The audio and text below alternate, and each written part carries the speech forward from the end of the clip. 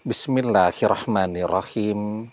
Assalamualaikum warahmatullahi wabarakatuh. Bapak-bapak, ibu-ibu, mas-mas, mbak-mbak, khususnya adik-adikku sekalian yang dirahmati Allah dimanapun Anda berada. Kembali di IIP Channel bersama saya, IIP Wijayanto. Kali ini kita akan membahas tema tanda ikatan batinmu dan mantan masih ada. Kita sebenarnya sudah beberapa kali membahas tentang ikatan batin ya. Tapi saya baca di komen-komen video-video kita, apalagi yang live streaming. Ya, jadi live streaming yang kemarin-kemarin kan videonya masih dilihat terus tuh dan komennya juga terus muncul ya. Dan banyak komen yang bertanya, Ustadz, apakah kalau perpisahan itu sudah terjadi, ikatan batin kita dengan mantan itu masih ada? Atau kalau suami istri sudah tidak satu rumah, sudah berpisah rumah lama, apakah juga ikatan batinnya masih ada? Jawabannya tentu masih ada. Karena ikatan batin itu beda dengan ikatan tali. Tali jemuran ya, itu terbuat dari plastik. Kena hujan, kena panas jadi rapuh, jadi putus. Tapi yang namanya ikatan batin, sampai kapanpun dia akan terus ada. Bahkan ketika orang tidak pernah ketemu, atau jarang ketemu, jarang telepon-teleponan, jarang memberikan kabar, justru ikatan batinnya akan menjadi semakin kuat dari waktu ke waktu. Mungkin kalau dengan mantan untuk melihatnya lebih sulit ya. Tetapi kita bisa melihat pada orang-orang yang kita kenal, dekat sekali. Ya. Kalau dengan mantan itu kita kenal, sangat dekat. Nah, kalau ini orang-orang yang kita kenal dekat sekali. Contohnya adalah keluarga kita, saudara-saudara kita. Setelah dewasa, kita merantau. Sekarang kita tinggal di kota yang berbeda dengan mereka. Kuantitas pertemuannya tentu jarang, belum tentu setahun sekali mudik ya. Belum tentu seminggu sekali telepon, paling bagus chatting kan begitu. Tetapi ikatan batin itu bisa kita lihat selalu ada dan selalu tumbuh. Misal kita sudah beberapa minggu tidak pernah chatting dengan saudara kita, dengan kakak kita, atau dengan adik kita. Kita kepikiran dia terus. Ya, tiba-tiba dia chatting duluan. Bertanya tentang kabar kita.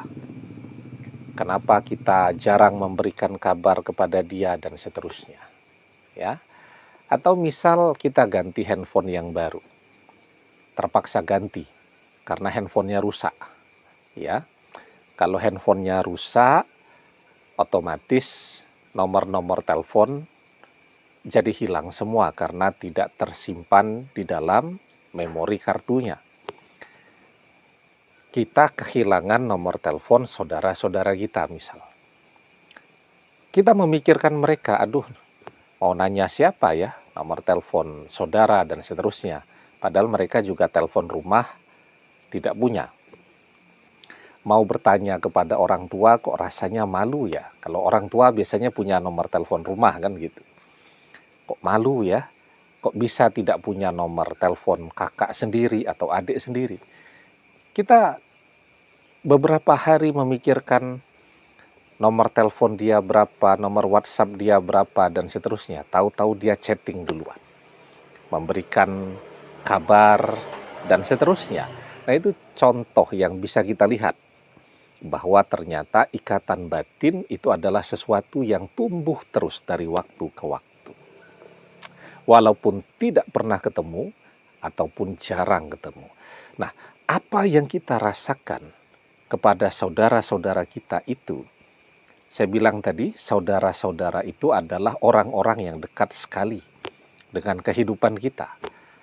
Dan mantan itu adalah orang yang sangat dekat dengan kehidupan kita.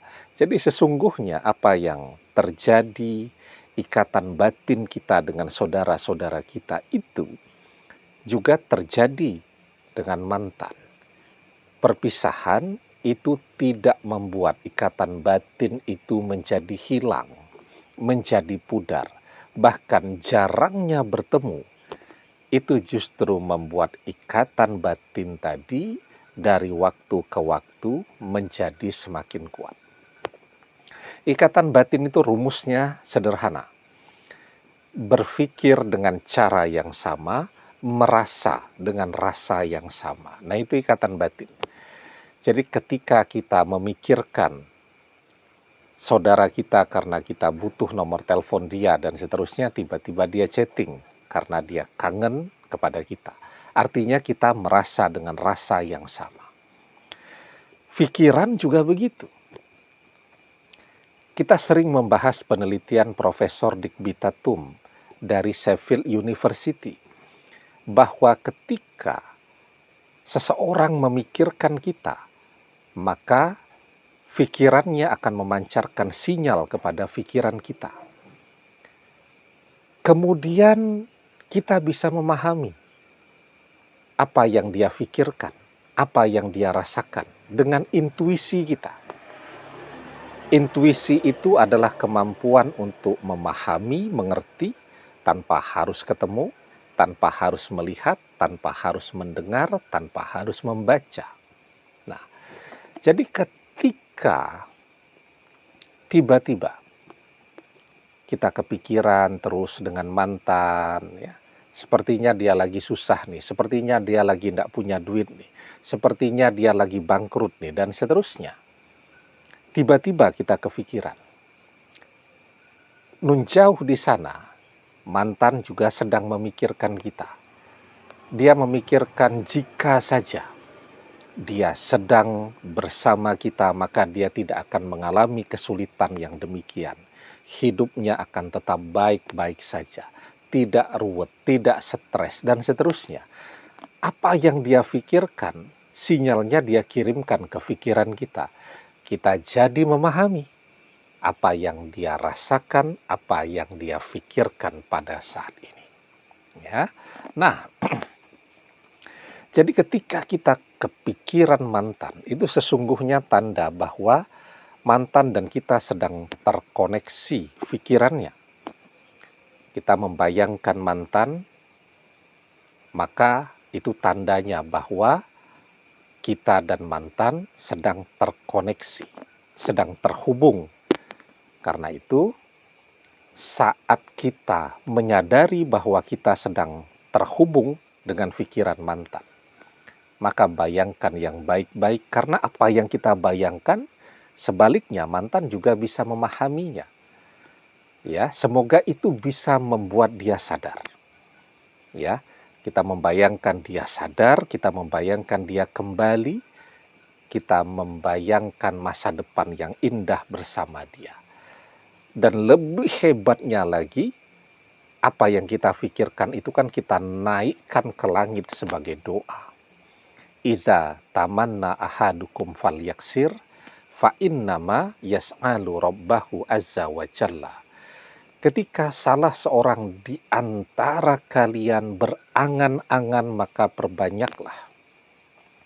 Maksudnya perbanyaklah berangan-angan yang baik.